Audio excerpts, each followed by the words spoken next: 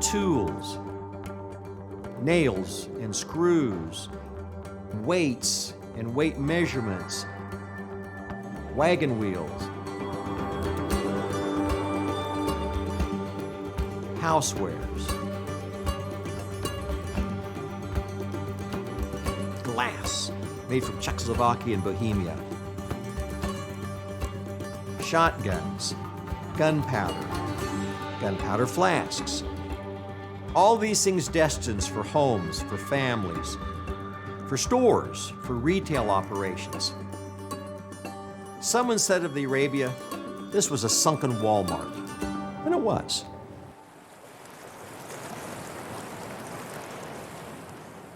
From its first voyage in 1853, the steamboat Arabia was a workhorse. It could carry 222 tons of freight atop its 171-foot deck, nearly 50% more capacity than a Boeing 747. To power its 28-foot paddle wheels, the ship's crew might feed 20 or more cords of wood into its boiler each day.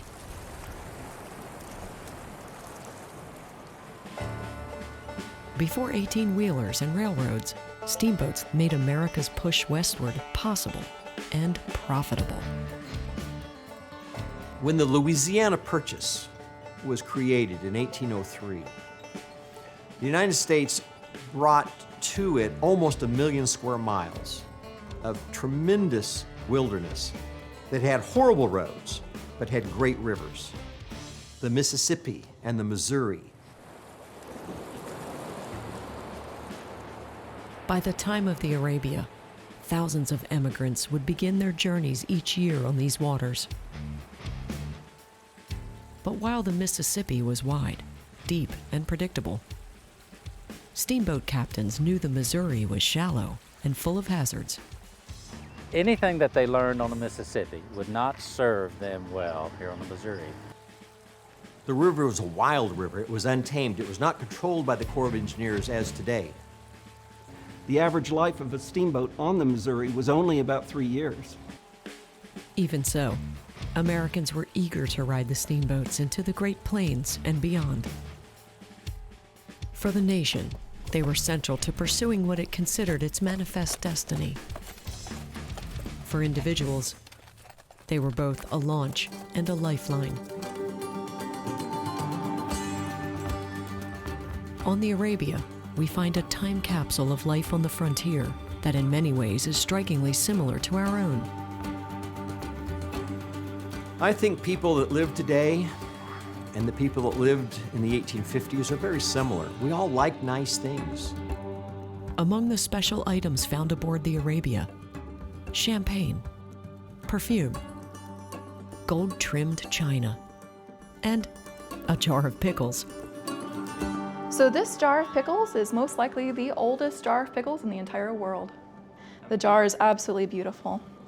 But these pickles are way past their sell-by date, and one of conservator Emily Ruoff's jobs is to keep them looking fresh. I have to submerge these items into ice. They have to remain cold for the rest of their life. Even though the jars are stored at near freezing temperature, bacteria and mold still find their way in. Every few months, Emily needs to open the jars and clean them out. No one will eat these pickles.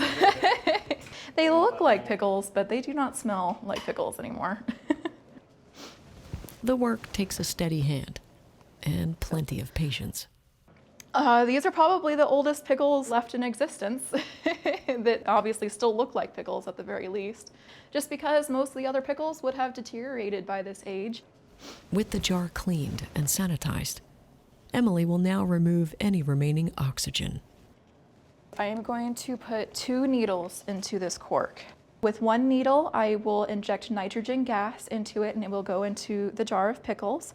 And the other one I will leave open to have the oxygen come out.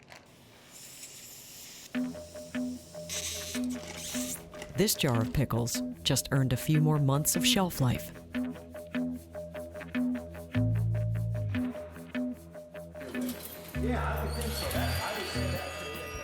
The Arabia collection allows us to look back into the homes of the early pioneers. was a bed key. A bed key was a very common tool on the frontier. I'm sure that every family had one, at least if you had a bed. They were different though, the beds were. Our beds today are filled with bed springs like what you see here. This was a new innovation on the frontier at the time. Most people had rope beds. A rope bed was a frame that you ran the rope back and forth on, put the mattress on, and it was the ropes that cushioned you as you slept. But when you laid on one of those for a time, your body weight would stretch the rope. So every so often you'd tighten up the ropes and put it back together with this tool. And this is where that expression, sleep tight, comes from. The collection also gives us a good look inside a typical frontier tool shed. It was tools like this that created the West. When you look at the ones you buy from the store, it's basically the same curvature of the axe handle. That really hasn't changed, nor has the file. It's smaller, but nonetheless it's the same thing, as is the trowel.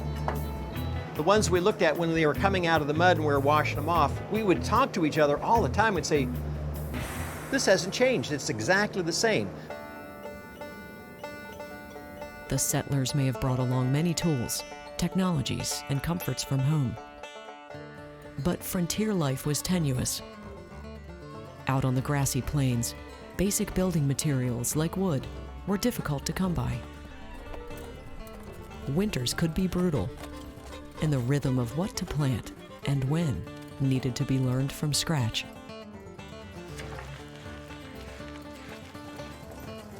The survival of small towns on the frontier often hinged on the delivery of goods by steamboats like the Arabia.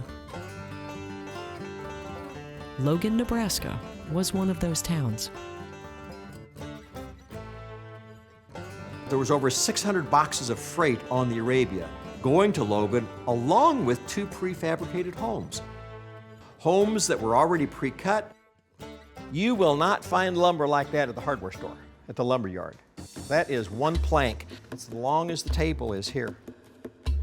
But these homes never made it to Logan, nor did any of the supplies destined for the 15 other stops on the Arabia's itinerary in September of 1856.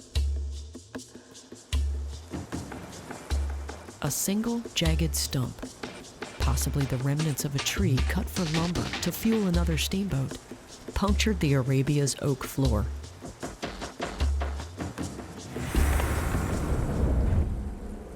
It was a disaster.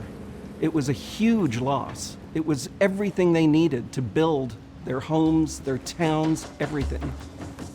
There were no casualties on the Arabia, but for Logan, Nebraska, it was a fatal blow. Because Logan didn't get their supply that year, some people moved away that winter, a few more the next, and the next. And by the issuing of the new plat of Nebraska in 1860, Logan wasn't included. Logan was gone. All that's left of Logan, Nebraska